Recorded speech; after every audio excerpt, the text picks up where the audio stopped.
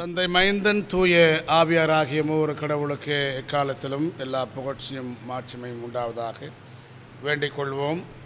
அருள் நிறைந்த கடவுளே, இந்த நாளுக்காக நன்றி செலுத்துகிறோம். ஆண்டவரே, இந்த தூய நாளின் வழிபாட்டிலே உம்முடைய தெய்வீக ஆற்றல் பெருகட்டும். இந்த வழிபாட்டின் தொடக்கம் முதல் நிறைவு வரை உம்முடைய ஆவியானவரால் நாங்கள் ஆட்கொள்ளப்பட எங்களுக்கு அருள் தாரும். இணையதளத்தின் வழியாக எங்களோடு இணைந்திருக்கிற அனைத்து உள்ளங்களையும் உம்முடைய தூய ஆற்றலுக்கு உட்படுத்துகிறோம். ஆண்டவர் இயேசுவின் வழி வேண்டுகிறோம். தாயும் தந்தையுமாகிய அன்பின் நல்ல கடவுளே, ஆமேன். கடவுளுக்கு மாட்சியாகவும் இந்த வழிபாட்டுக்கு தொடக்கமாகவும் புதுவாழ்வு பாடல்களில் 6வது பாடல், ஆத்துமமே என் முழு உள்ளமே உன் ஆண்டவரை தொழுதேத்து என்கிற பாடலை நாம் எழுந்து நின்று பாடுவோம். ஆத்துமமே என் முழு உள்ளமே உள்ளாண்டவரை தொழுதேத்து இந்நாள் வரை அன்பு வைத்தாதரித்த உள்ளாண்டவரை தொழுதேத்து போற்றிடும் வானோர் பூதளத்துள்ளோர் போற்றிடும் வானோர் பூதளத்துள்ளோர் சாற்றுதற்கரிய தன்மையுள்ள சாற்றுதற்கரிய தன்மையுள்ள உள்ளாண்டவரை தொழுதேத்து எந்நாள் வரை அன்பு வைத்தாதரித்த உள்ளாண்டவரை தொழுதேத்து தலைமுறை தலைமுறை தாங்கும் வினோத தலைமுறை தலைமுறை தாங்கும் வினோத உலகமுள் தோன்றி ஒழியாத உலகமுள் தோன்றி ஒழியாத உள்ளாண்டவரை தொழுதேத்து இந்நாள் வரை அன்பு வைத்தாதரித்த உள்ளாண்டவரை தொழுதேத்து உற்றுனக்கிறங்கி உரிமை பாராட்டும் உற்றுனக்கிறங்கி உரிமை பாராட்டும் முற்றும் கிருபையினால் முடிசூட்டும் முற்றும் கிருபையினால் முடிசூட்டும் உள்ளாண்டவரை தொழுதேத்து இந்நாள் வரை அன்பு வைத்தாதரித்த உள்ளாண்டவரை தொழுதேத்து ஆத்துமமேயல் முழு உள்ளமே உள்ளாண்டவரை தொழுதேத்து. தொடர்ந்து நாம் நின்ற நிலையிலேயே கடவுளை தொழுவோம். கடவுள் உருவமற்றவர். அவரை வழிபடுவோர் அவரது உண்மை இயல்புக்கேற்ப உள்ளத்தில் வழிபடுவர். தம்மை வழிபடுவோர் இத்தகையோராய் இருக்கவே தந்தை விரும்புகிறார். நம் தாயும் தந்தையுமாம் கடவுளிடமிருந்தும் இயேசு கிறிஸ்துவிடமிருந்தும் நமக்கு அருளும் அமைதியும் உரித்தாக. ஆண்டவர் தோற்றுவித்த வெற்றியின் நாள் இதுவே. இன்று அக்களிப்போம், அகமகிழ்வோம். மூவர் கடவுளை போற்றுவோம். எங்கள் பெற்றவராகிய கடவுளே, உம் வல்லமையாலும் உயர் அறிவாலும் எல்லாவற்றையும் படைத்தீர். உம் மைந்தர் எங்கள் மீட்பராகும்படி உலகின் மீது அன்பு கூர்ந்தீர். உம்மை போற்றுகின்றோம். மைந்தராம் கடவுளே, நீர் மீறவில்லை. இது தவிர மற்ற எல்லாவற்றிலும் எங்களைப் போல் மானுடரானீர். எங்கள் மீறுதலுக்காக ஒப்பு கொடுக்கப்பட்டீர். எங்கள் நீதிக்காக உயிருற்றெழுந்தீர். உம்மை போற்றுகிறோம். தூய ஆவியாராகிய கடவுளே, எல்லா வாய்மைகளுக்குள்ளும் எங்களை வழிநடத்துகிறீர். கடவுளின் அன்பினை எங்கள் நெஞ்சில் பொழிகிறீர். உம்மை போற்றுகிறோம்.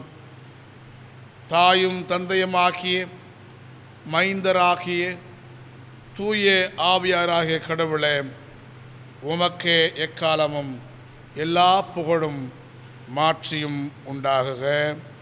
ஆமேன். பிழைகளை உணர்வோம்.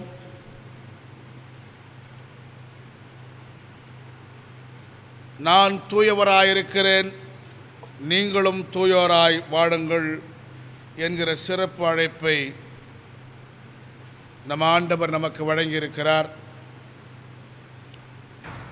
நானும் என் தந்தையும் ஒன்றாயிருப்பது போல் நீங்களும் நானும் ஒன்றாயிருக்க வேண்டும் என்று சொல்லி நம் ஆண்டவர் இயேசு கிறிஸ்து நமக்கு அறிவுறுத்தியிருக்கிறார். தூய முத்தத்தோடு ஒருவரை ஒருவர் வாழ்த்துங்கள் என்று தூய ஆவியார் நமக்கு வழிகாட்டுதல் சொல்லியிருக்கிறார். அப்படி அன்போடும் அரவணைப்போடும் நல்லிணக்கத்தோடும் வாழ அழைக்கப்பட்ட படைப்புகளாகிய நாம் முரண்பட்டு நின்று படைப்புகளுக்கு எதிராக இழைத்திருக்கிற தீமைகளை, பாவங்களை, இழிவான செயல்களை எண்ணி மனம் வருந்தி ஆண்டவரின் திருப்பாதத்தில் அறிக்கை செய்து பாவ மன்னிப்பு பெற நம்மை உட்படுத்துவோம்.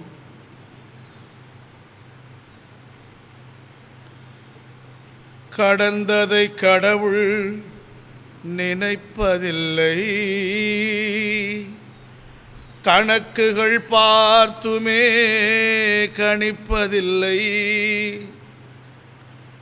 கடந்ததை கடவுள் நினைப்பதில்லை, கணக்குகள் பார்த்துமே கணிப்பதில்லை. கடந்ததை கடவுள் நினைப்பதில்லை, கணக்குகள் பார்த்துமே கணிப்பதில்லை. நடந்திடும் பாதையில் கூட வந்து, நடந்திடும் பாதையில் கூட வந்து நம் நலம் நாடுவார் ஏங்கி நின்று, நம் நலம் நாடுவார் ஏங்கி நின்று அமைதியில் இறைவரை காணுவோம். அமர்ந்தே அவர் அன்பை பூணுவோம், அமைதியில் இறைவரை காணுவோம். பிழை அறிக்கைக்கு துணையாக இரண்டாம் பிழை அறிக்கை மன்றாட்டை யாவரும் இணைந்து எடுப்போம். எங்கள் பெற்றவராய கடவுளே, எங்கள் நினைவினாலும் சொற்களாலும் செயல்களாலும் உமக்கு எதிராக பிழைகள் பல புரிந்துள்ளோம். முழு மனதோடு நாங்கள் உம்மிடத்தில் அன்பு செலுத்தவில்லை. எங்களிடத்தில் நாங்கள் அன்பு கொள்வது போல அயலவரிடத்தில் அன்பு கொள்ளவில்லை. எங்களுக்கு இறங்க வேண்டும் என்று நாங்கள் உம்மிடம் மன்றாடுகிறோம். எங்கள் மீறுதலாக அழுக்கை நீக்கி தூய்மைப்படுத்தியருளும். எங்கள் மீறுதல்களை விட்டுவிடுவதற்கு எங்களுக்கு உதவி செய்திருளும். எங்கள் ஆண்டவர் இயேசு கிறிஸ்துவின் வழியாக வேண்டிக் கொள்கிறோம் இறைவா. ஆமேன். அனைத்து ஆற்றலும் பேரிரக்கமும் கொண்ட ஆண்டவர் பிழை பொறுத்தல்களையும் மீறுதலுக்கான கழுவாயினும் கட்டளிட்டருளி வாழ்க்கையை சீர்படுத்துவதற்கு தேவையான காலத்தையும் தூய ஆவியாரின் அருளையும் ஆற்றலையும் தேற்றலையும் நமக்கு அருள்வாராக. ஆமேன், ஆமேன், ஆமேன். யாவரும் அமருவோம். திருமறையிலிருந்து இன்றைக்குரிய பாடத்தை நாம் படிக்க கேட்போம். தூய யோவான் எழுதிய நற்செய்தி நூல் பிரிவு 20, திருமொழிகள் 19 தொடங்கி 23 வரை உள்ள வாக்கியங்கள். யோவான் 20:19 தொடங்கி. அன்று வாரத்தின் முதல் நாள், அது மாலை வேளை. யூதர்களுக்கு அஞ்சு சீடர்கள் தாங்கள் தங்கியிருந்த இடத்தின் கதவுகளை மூடி வைத்திருந்தார்கள். அப்பொழுது இயேசு வந்து அங்கு அவர்கள் நடுவில் நின்று, உங்களுக்கு அமைதி உரித்தாகுக என்று வாழ்த்தினார். இவ்வாறு சொல்லிய பின் அவர் தம் கைகளையும் விலாவையும் அவர்களிடம் காட்டினார். ஆண்டவரை கண்டதால் சீடர்கள் மகிழ்ச்சி கொண்டார்கள். இயேசு மீண்டும் அவர்களை நோக்கி, உங்களுக்கு அமைதி உரித்தாகுக. தந்தை என்னை அனுப்பியது போல நானும் உங்களை அனுப்புகிறேன் என்றார். இதை சொன்ன பின் அவர் அவர்கள் மேல் ஊதி, தூய ஆவியை பெற்றுக்கொள்ளுங்கள். எவருடைய பாவங்களை நீங்கள் மன்னிப்பீர்களோ அவை மன்னிக்கப்படும், எவருடைய பாவங்களை மன்னியாதிருப்பீர்களோ அவை மன்னிக்கப்படா என்றார். படிக்கும்படியாய் தெரிவு செய்யப்பட்ட நற்செய்தி பாடம் படித்து முடித்தாயிற்று. கிறிஸ்துவே உமக்கு மாட்சி உரித்தாகுக. ஆமேன்.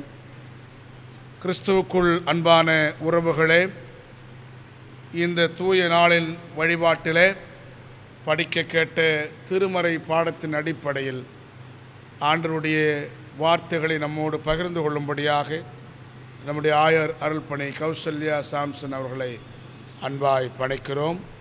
ஆண்டவருடைய அருள் அவரோடும் அவருடைய திருப்பணியோடும் எப்பொழுதும் நிலைத்து நின்று வழிநடத்துவதாக. ஆமென். தந்தை, மைந்தன், தூய ஆவியின் திருப்பெயரினாலே உங்கள் அனைவரையும் வாழ்த்தி வரவேற்கின்றோம். இன்றைய நாளுக்குரிய தலைப்பு விடுதலைக்கு ஏங்கும் படைப்பு. தலைகளை தாழ்த்தி இறைவேண்டல் செய்வோம். என் கண்மலையும் மீட்பருமாகிய கர்த்தாவே, அடியாளின் வார்த்தைகளும் இங்கு அமர்ந்திருப்பவரின் இருதயத்தின் தியானமும் உமக்கு பிரீதியாயிருப்பதாக. ஆமீன். இணையதளத்தின் வழியாக மீண்டுமாக உங்களை சந்திப்பதிலே மகிழ்ச்சி அடைகின்றோம். உங்களோடும் உங்களுடைய வாழ்வோடும் உங்களுடைய பிள்ளைகளோடும் உங்களுடைய தேவைகளோடும் ஆண்டவரின் அருளும் ஆசியும் நிறைந்திருப்பதாக என்று நாங்கள் வாழ்த்துகின்றோம். விடுதலைக்கு ஏங்கும் படைப்பு. படைப்பு எனும்போது மனித படைப்பு, இயற்கை வளப்படைப்பு என்று நாம் எடுத்துக்கொள்வோம். மனித படைப்பில் என்ன ஏக்கம் இருக்கிறது? விடுதலைக்கு ஏங்கும் படைப்பு எனும்போது படைப்புகள் விடுதலைக்காக ஏங்குகின்றன என்பதை நமக்கு அறிவுறுத்துகின்றது. மனித படைப்பில் என்ன ஏக்கம் இருக்கிறது? சக மனிதர் என்ற பார்வை இல்லாமை, அனைவரும் சமம் என்கிற நடத்தை இல்லாமை, தனிமைப்படுத்தப்பட்ட நிலை, வன்கொடுமைகள், அடிமைத்தனங்கள், பாலியல் கொடுமைகள், சாதிக் கொடுமைகள், அடிப்படை வசதி இல்லாத நிலை, உணவு, உறைவிடம், உடை இல்லாமை,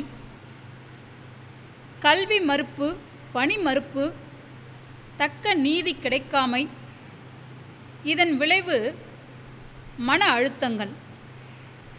இந்த கொடுமைகளிலிருந்து, ஏக்க பெருமூச்சுகளிலிருந்து விடுதலை வேண்டும். இயற்கை வளப்படைப்பில் என்ன ஏக்கம் இருக்கிறது என்று பார்ப்போமானால், ரோமர் 8:22, இந்நாள் வரை படைப்பு அனைத்தும் ஒருங்கே பேறுகால வேதனையுற்று தவிக்கின்றது என்பதை நாம் அறிவோம். இன்று இயற்கை வறண்டு விட்டது. வளம் இருந்த சுவடு தெரியாமல் அழிந்துவிட்டது. ஆலைகள் விடும் கரி அமில புகையினால், ஆறுகளில் கலக்கப்படும் கழிவு நீரினால், கடலிலே கொட்டப்படும் கழிவுப் பொருட்களினால், மரங்களை வெட்டி அழிக்கும் மனிதரின் நடக்கையினால் பூமி தன் இயற்கை தன்மையை மிகவும் இழந்து வருகின்றது. இதன் விளைவு பல்வேறு இயற்கை பேரழிவுகள், இயற்கை சீற்றங்கள், பாதிப்பு உண்டாகும் நோய்கள், இன்று நாம் அனுபவிக்கும் கொரோனா கிருமிகள், மனிதர் இயற்கையோடு இயந்து வாழாமையினால் விளைந்த துயரமே இவையாகும். மானுடத்திற்கும் இயற்கைக்கும் உள்ள உறவு. முதன்முதலாக தோன்றிய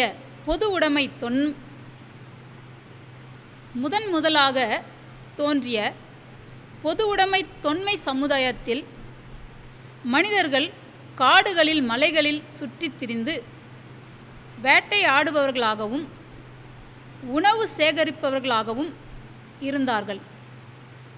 தாய்வழி சமூகமாக இருந்த நிலையில் இயற்கையோடு இயந்த உறவு வாழ்க்கை இருந்தது.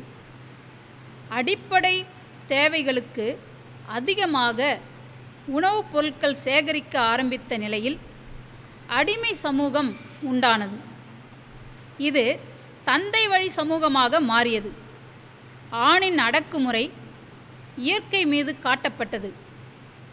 இதன் பின் வந்த நிலப்பிரபுத்துவ சமுதாயத்திலே இயற்கையை பயன்படுத்தி சொத்துக்களை பெருக்கிக் கொள்ளும் போக்கு உண்டானது. அதன் உச்சக்கட்டமாக வந்ததே முதலாளித்துவ சமுதாயம். தேவையில்லாத பொருட்களை உற்பத்தி செய்வதிலும் அவற்றை மக்கள் பயன்படுத்துவதற்கான புறச்சூழலை உருவாக்குவதிலும் லாபம் சம்பாதிப்பதுமே இதன் பிரதான நோக்கமாகும். தொழில் புரட்சியே முதலாளித்துவம் உருவாக சாதகமான சூழலை உருவாக்கியது. இதன்படி மனிதர் படைக்கப்பட்டவை அனைத்திலிருந்தும் தன்னுடைய பற்றை அகற்றினால்தான் படைத்தவரை முழுமையாக அடைய முடியும். எனவே படைப்புகளை வெறுத்து ஆன்மாவை அழிவினின்று காப்பாற்றிக் கொள்ள வேண்டும். இயற்கை குறித்து மானுடத்தின் எண்ணம் எப்படியாக இருக்கிறது? யாதெனில் இயற்கை முழுவதும் மனிதருக்காக மட்டுமே படைக்கப்பட்டது என்றும் இயற்கையை அடக்கி ஆண்டு அதனை பயன்படுத்தி கொள்வது படைப்பின் தொடக்கத்திலேயே இறைவன் மனிதருக்கு கொடுத்த வரமாக கருதினார்கள். மனிதர் இயற்கைக்கு மேலானவர், இயற்கையின் அதிபதி என்கிற எண்ணம் கொண்டுள்ளனர். ஆனால் மனிதர் படைக்கப்பட்டதன் நோக்கம் என்ன? தொடக்க நூல் 2:15 படி ஏதேன் தோட்டத்தை பண்படுத்தவும் பாதுகாக்கவும் ஆண்டவராகிய கடவுள் மனிதனை அங்கு கொண்டு வந்து குடியிருக்கச் செய்தார். இந்த திருமொழியை மறந்து விடுகிறோம். படைப்பை பண்படுத்தவும் பாதுகாக்கவும் வேண்டும், பாழ்படுத்தும்படி சொல்லவில்லை.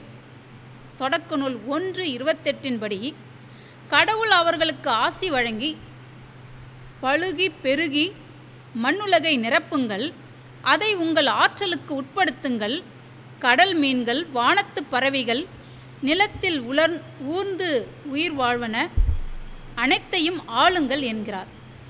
இந்த திருமொழியை சரிவர புரிந்து கொள்ளாமல் மனிதர் ஆண்டு கொள்ளுங்கள் என்ற அதிகாரத்தை கையில் எடுக்கிறார்கள். ஆண்டு கொள்ளுங்கள் என்றால் என்ன? அதில் ஆளுதல் மட்டும் பொருளல்ல. எடுத்துக்காட்டாக பெண்ணாக இருந்தாலும் சரி, ஆணாக இருந்தாலும் சரி, வீட்டை ஆளுதல் என்றால் என்ன? வீட்டை கட்டி காத்து பராமரிப்பது. இவ்வாறாக படைப்புகளோடும் சக மனிதர்களோடும் சரியான புரிதல் இல்லாமல் எதிர்வினையாற்றி தவிப்புக்குள்ளான மனிதர்களுக்கு, அதாவது விடுதலைக்கான ஏக்க பெருமூச்சோடு இருக்கும் படைப்புகளுக்கு ஆண்டவர் விடுதலை கொடுக்கிறார். எசேக்கியேல் இறைவாக்கினர் வாயிலாக வாக்கு கொடுக்கிறார். உங்களை சொந்த நாட்டிற்கு திரும்ப கொணர்வேன் என்றும், உங்களை தூய்மைப்படுத்தி சிலை வழிபாட்டு தீட்டை அகற்றுவேன் என்கிறார். தூய்மைப்படுத்தி புதிதாக்குகிறார். அகத்தூய்மையை குறிப்பிடுகிறார். புறத் தூய்மை நீரினால் செய்யப்படும். அகத்தூய்மை என்பது உள்ள தூய்மை. புதிய இதயத்தை அருளுவேன், புதிய ஆவியை புகுத்துவேன் என்கிறார். இந்த விடுதலைக்கான ஒவ்வொரு மனிதருக்கும் தேவையாக இருக்கிறது. இந்த விடுதலை தான் நமக்கு அனைத்து மனிதர்களுக்கும் தேவையானது.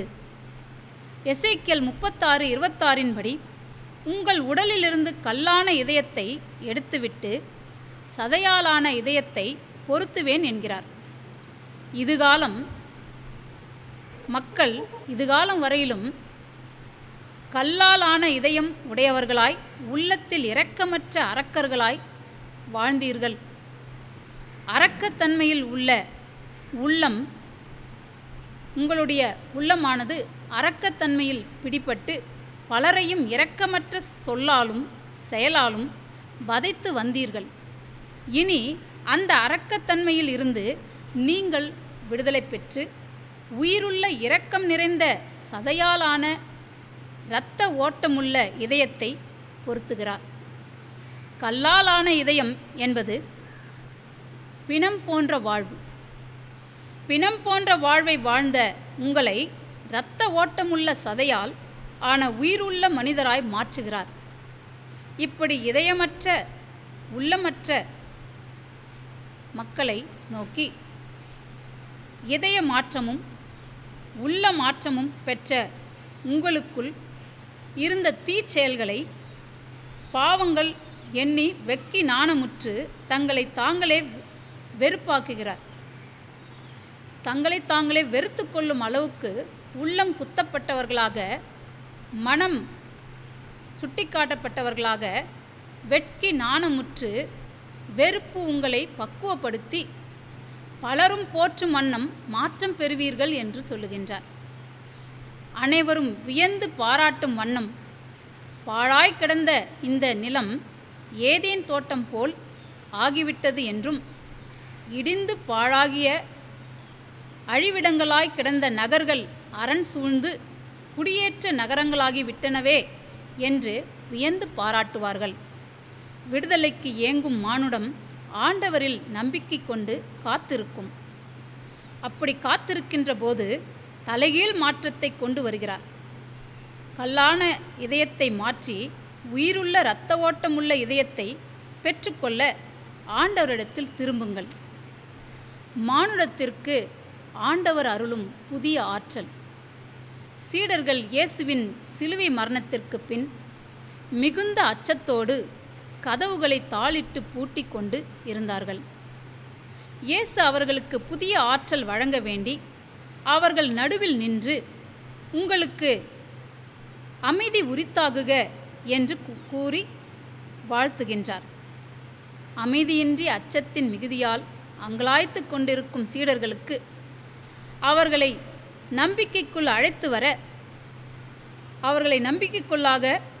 வர வேண்டி இயேசு தன் கைகளையும் விலாவையும் காட்டி அவர்களின் அச்சத்தை அகற்றுகின்றார். அச்சம் தவிர்த்த சீடர்கள் மகிழ்ந்தார்கள். மீண்டும் உங்களுக்கு அமைதி உரித்தாகுக என்றார். இதில் 2 முறை அமைதி உரித்தாகுக என்ற அமைதிக்கான நிச்சயத்தையும் உரிமையையும் அழுத்தம் கொடுக்கிறார். தந்தை இயேசுவை அனுப்பியது போல நம்மை இயேசு அனுப்புகிறார்.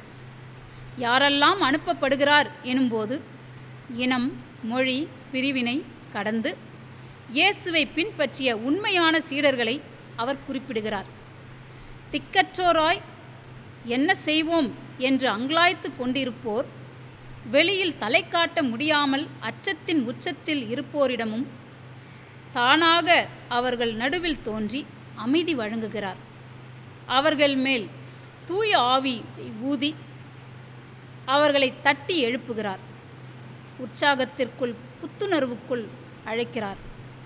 தூய ஆவியை பெற்றுக்கொள்ளுங்கள் என்று அவர்களை உணர்வூட்டுகிறார். மேலும் அவர்களுக்கு புதிய நம்பிக்கையையும் தூய ஆவியின் ஆற்றலை வழங்கி தீர்ப்பிடும் ஆளுமையையும் வழங்குகிறார். யோவான் 20:23 எவருடைய பாவங்களை நீங்கள் மன்னிப்பீர்களோ அவை மன்னிக்கப்படும், எவருடைய பாவங்களை மன்னியாதிருப்பீர்களோ அவை மன்னிக்கப்படா என்றார். இந்த தீர்ப்பளிக்கும் ஆளுமை அனைவருக்கும் அல்ல. இதனை அநேக கிறிஸ்தவர்கள், அதாவது கிறிஸ்துவை வாழ்க்கையில் காட்டாத கிறிஸ்தவர்கள் என்று சொல்லிக்கொண்டு சொல்லொன்றும் செயலொன்றுமாக வாக்கும் வாழ்வுக்கும் முரண்பட்டு வாழும் போலி கிறிஸ்தவர்களுக்கு ஆண்டவர் இந்த தூய ஆவியின் ஆற்றலை வழங்கவில்லை. திக்கற்றோராய் தெய்வமே துணை என்று வாழ்வின் விடியலுக்காய் காத்திருக்கும் இயேசுவின் உண்மையான சீடர்களுக்கு வழங்குகிறார். அச்சத்தின் மிகுதியால் கதவை தாழிட்டு வாழும் கிறிஸ்துவின் உண்மையான சீடர்களுக்கு ஆண்டவர் இந்த புதிய ஆற்றலை வழங்குகிறார். புறம்பாக்கப்பட்டவர்கள் அவருடைய பாவங்களை புறம்பாக்கப்பட்டவர்கள் எவருடைய பாவங்களை மன்னிக்கிறார்களோ அவை மன்னிக்கப்படும், எவருடைய பாவங்களை மன்னியாது இருக்கிறார்களோ அவை மன்னிக்கப்படா என்று புதிய ஆற்றலை வழங்குகிறார். ஆதலால் நாம் யாரையெல்லாம் மனவேதனைக்குள் ஆழ்த்துகிறோமோ அவர்களோடு நிச்சயமாக கடவுளின் ஆற்றல் இருக்கிறது என்பதை உணர்வோம். எனவே யார் மனதும் புண்படுத்தாமல், யாரையும் புறம்பாக்காமல், அனைவரையும் அரவணைத்து வாழுகின்ற வாழ்வை வாழ அழைக்கப்படுகிறோம். ஆக நாம் சக மனிதரோடு நல்லுறவு கொண்டு இயற்கை வளங்களை பண்படுத்தி பராமரித்து வாழும்போது படைப்பு அனைத்தும் விடுதலை பெறும். இதுவே ஆண்டவர் அருளும் விடுதலைக்கு வழிவகுக்கும். ஆதலால் நாம் அறிந்து கொண்ட திருவார்த்தைகளின்படி சக மனிதரோடு ஒற்றுமையாக இருப்போம், இயற்கை வளங்களை பாதுகாப்போம். அப்பொழுது நிச்சயமாகவே ஆண்டவர் நம்மை இந்த கொரோனா வைரஸிலிருந்து விடுவிப்பார் என்பது நிச்சயமே. தலைகளை தாழ்த்தி இறைவேண்டல் செய்வோம். அன்பும் இரக்கம் நிறைந்த ஆண்டவரே, உம்முடைய அளவற்ற இரக்கங்களினாலே நீர் எங்களை தாங்கி வழிநடத்தி வருகின்றீர். இந்த நாளிலே நாங்கள் அறிந்த வண்ணமாக நீர் எங்களை படைப்பு அனைத்தும் விடுதலைக்காக இயங்குகின்றது என்கின்ற தலைப்பின் கீழாக நாங்கள் சிந்தித்தோம். சக அன்பர்களையும் மதிப்புடன் நடத்தும்படியாகவும் சக மனிதரோடு அன்புறவோடு இருந்து உம்மை நாங்கள் வெளிப்படுத்தி வாழ்ந்திடவும் நீர் ஆசீர்வதிக்க வேண்டுமாய் மீட்புறும் இயேசு கிறிஸ்துவினாலே வேண்டிக் கொள்கிறோம் எங்கள் அண்ணந்தே இறைவா. ஆமேன். கடவுளுடைய வார்த்தைகளை கேட்ட நாம் யாவரும் எழுந்து நின்று நம்முடைய பற்றுறுதியை திருத்தூதுவர் பற்றுறுதி அறிக்கை வழியாக நாம் உறுதி செய்து கொள்வோம். விண்ணையும் மண்ணையும் படைத்த அனைத்து ஆற்றல் பொருந்திய பெற்றவராய் கடவுளை நம்புகிறோம். அவர்தம் ஒரே மைந்தராகிய நம் ஆண்டவர் இயேசு கிறிஸ்துவை நம்புகிறோம். அவர் தூய ஆவியாராலே கன்னிமரிடத்தில் கருகொண்டு பிறந்தார். பொந்தி பிலாத்து காலத்தில் பாடுபட்டு சிலுவையில் அறையப்பெற்று இறந்து அடக்கம் செய்யப்பெற்று பாதாளம் இறங்கினார். 3ஆம் நாள் இறந்தோரிடமிருந்து எழுந்தருளினார். விண்ணகம் ஏறி அனைத்து ஆற்றலும் பொருந்திய பெற்றவராம் கரடும் வலப்பற்றில் விட்டிருக்கிறார். அவ்விடத்திலிருந்து உயிருள்ளோரையும் இறந்து விட்டோரையும் நடுதீர்க்க வருவார். தூய ஆவியாரையும் நம்புகிறோம். பொதுவாக இருக்கிற தூய திருச்சபையும் தூயோரின் கூட்டுறவும் பிழை பொறுப்பும் உடல் உயிர்ப்பும் மெய்வாழ்வும் உண்டென்று நம்புகிறோம். ஆமேன். திருச்சபைக்கான அறிவிப்புகள். நண்பர்களே, உங்கள் அனைவரையும் ஆண்டவர் இயேசு கிறிஸ்துவின் திருப்பெயரில் மீண்டும் வாழ்த்துகிறோம். குறிப்பாக ஊரடங்கு தளர்வுகள் நமக்கு லகுவாகிவிட்டன என்று நாம் எண்ணிக்கொள்ள வேண்டாம். இந்த தொற்று நோய் முற்றிலும் அகற்றப்படும் வரை நாம் இந்த உடல் சார்ந்த சமூக இடைவெளியை பின்பற்றி ஆக வேண்டும். உறவுகளே ஆனாலும் சற்று தள்ளியிருந்து நாம் இந்த இடைவெளியை கடைபிடிக்க உங்களை அன்பாய் வேண்டுகிறோம். இந்த வாரத்தில் திருமண நாள் மற்றும் பிறந்தநாள் காணுகின்ற அனைத்து அன்பர்களையும் திருச்சபின் வழியாக வாழ்த்துவதிலே மகிழ்ச்சி அடைகிறோம். ஆண்டவருடைய அருள் உங்களோடு நிலைத்திருப்பதாக. ஆமேன். திருமண அறிவிப்பு. தென்னிந்திய திருச்சபை சென்னை பேராயம் தண்டுரை ஆயர் வட்டம் CSI மீட்பர் இயேசு ஆலயம் திருச்சபையை சேர்ந்த திருமிகு S. குமார் லேட் திருமிகு K. கெஜலட்சுமி இணையரின் மகன் K. பாலாஜி என்பவருக்கும் CSI தூய தோமா ஆலயம் பொன்பாடி திருச்சபையை சேர்ந்த திருமிகு D. துரைக்கண்ணு திருமிகு D. கஸ்தூரி இணையரின் மகள் D. தனலட்சுமி என்பவருக்கும் திருமணம் நடத்த ஒழுங்கு செய்யப்பட்டுள்ளது. இவ்விருவரும் இத்தூய திருமணத்தில் இணையக்கூடாது என்ற நியாயமான தடை ஏதும் இருப்பின் அதை ஆயருக்கு எழுத்து வழியாக தெரியப்படுத்தவும். இது இவர்களுக்கான 2ஆம் அறிவிப்பு 14/6/2020.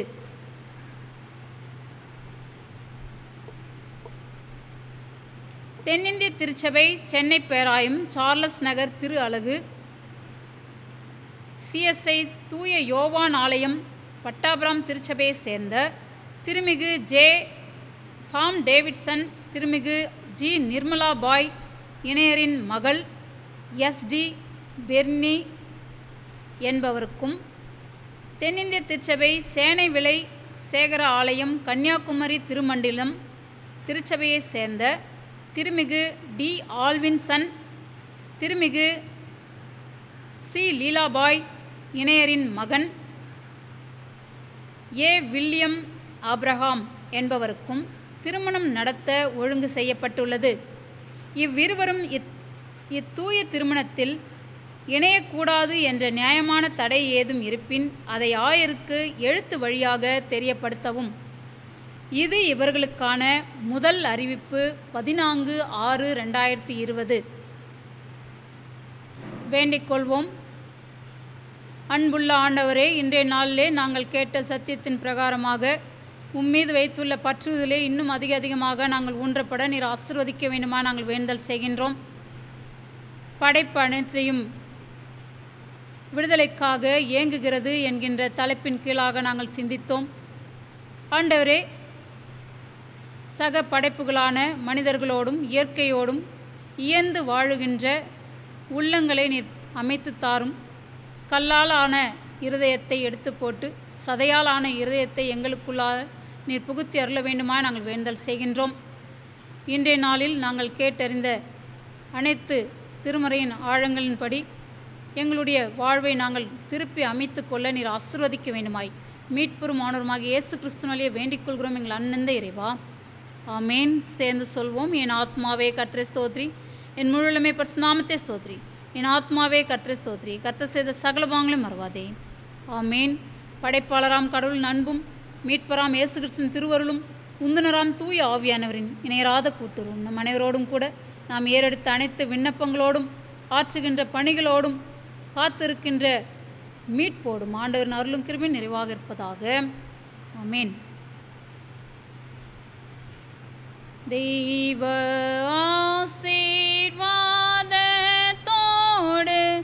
ஆடியாரை அனுப்பும் வார்த்தை என்னும் அப்பத்தாலே போஷித்து வளர்ப்பியும்